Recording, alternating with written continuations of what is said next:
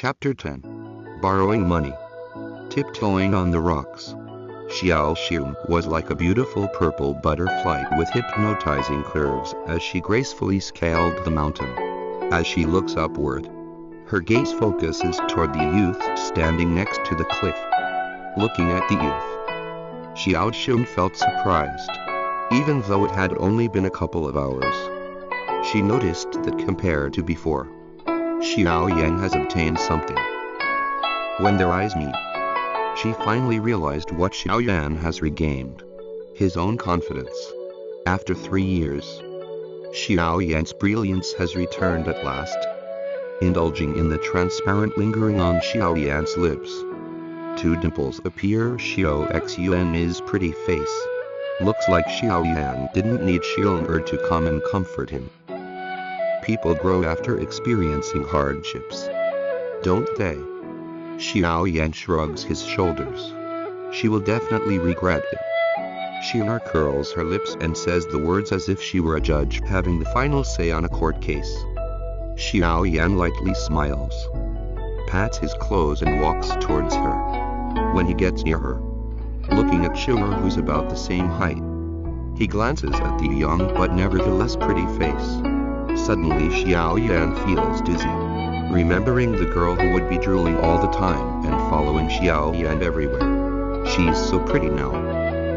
Lightly smiling, Xiao Yan's gaze softens and he rudely pinches Xiao Xun's face underneath her shocked look. Xiong's grown up, but you turned out fine.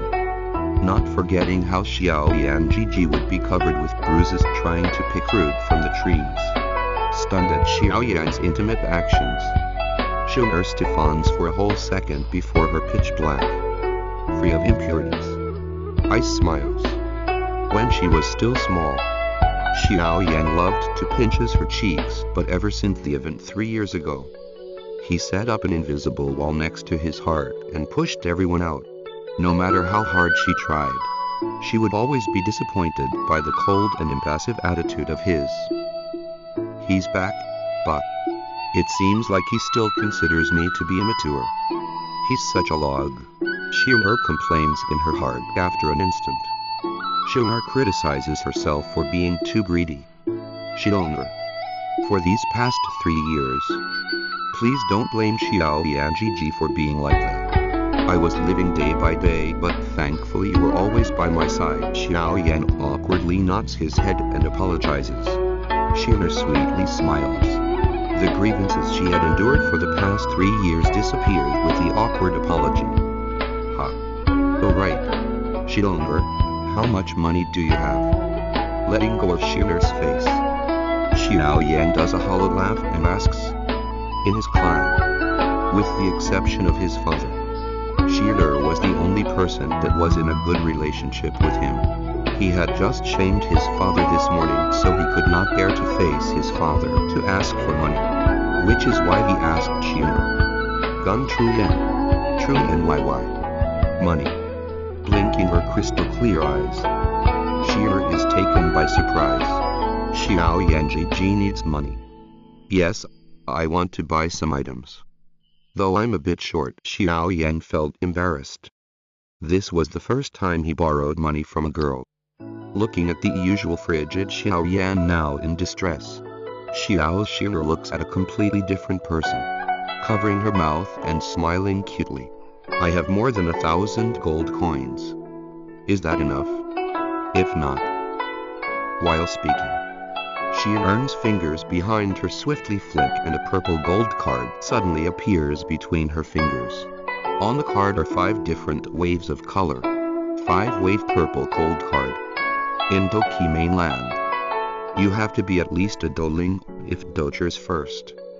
Doling is 4th to have the honor of using this type of gold card that represents their rank.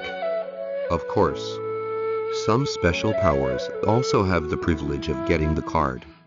That's enough. That's enough. Happily nodding his head, Xiao Yan forcefully tried to stop himself from pinching Xiong's cute face. Don't worry. I'll pay you back later, Xiao Yan promises while patting his chest. You don't need to pay me back, Sheila pouts and quickly hides her purple gold card. Let's go. It's almost night now.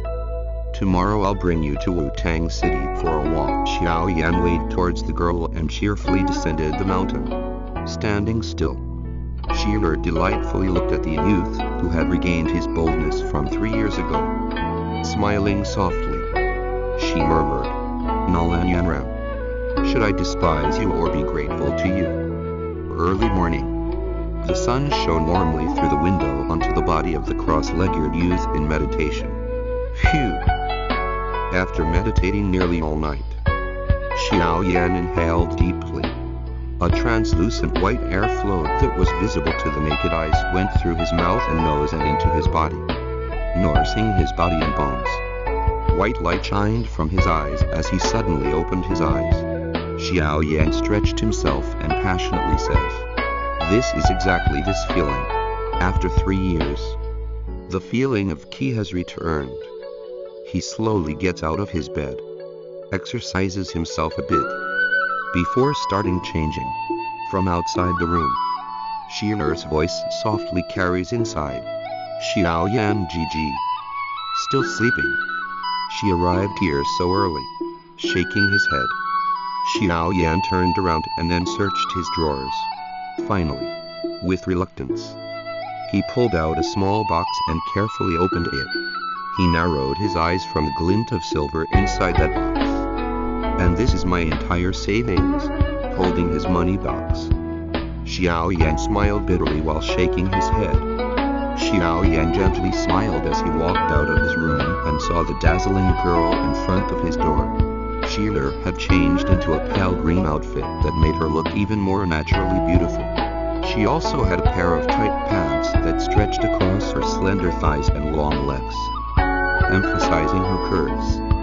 With long legs, Sheila can be compared to young girls on earth, full of youthful vitality and seductivity. Of course, she has her special elegance which Xiao Yan had never seen on any other girl but her. Here, it's what you'll need. Looking at Xiao Yan exiting his room, Sheila smiled and handed him a black card. "This is a common card. The maximum it can contain is only 5,000 gold coins." Receiving the black card, Xiao Yan teases, "Little girl, why are you wearing such an attractive outfit? Could it be you're having a date with somebody else?" "Yeah. This is the first time in 3 years that Xiao Yan Gigi has invited me out."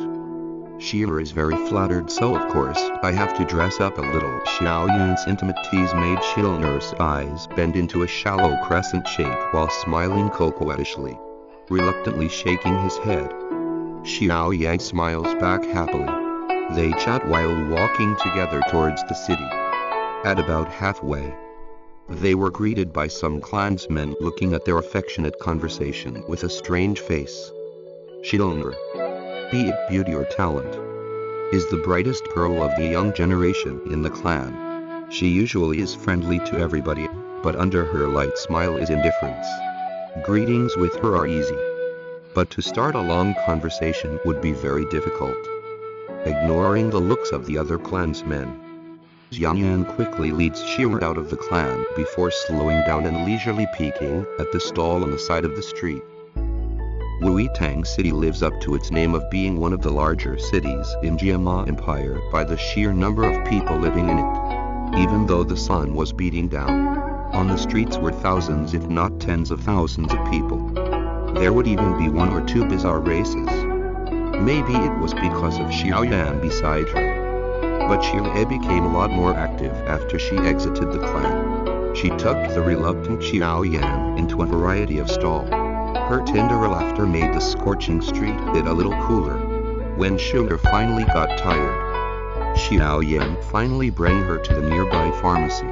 After spending about 900 gold coins, he bought 3 stalks of 20-year purple-leaved bluegrass along with 2 stalks of 5-year bone-washing grass. These were both low-end materials and would be able to be bought at a regular pharmacy. For higher-end materials, Xiao Yan would have had to find them himself or buy them at an auction, or if he was lucky, in a high-end pharmacy. Looking at the rapidly decreasing funds, Xiao Yang bitterly smiled. He realized how important money was in Doki mainland. Anyways, he got all of the herbs. All that was left was the level 1 wood attributed monster core.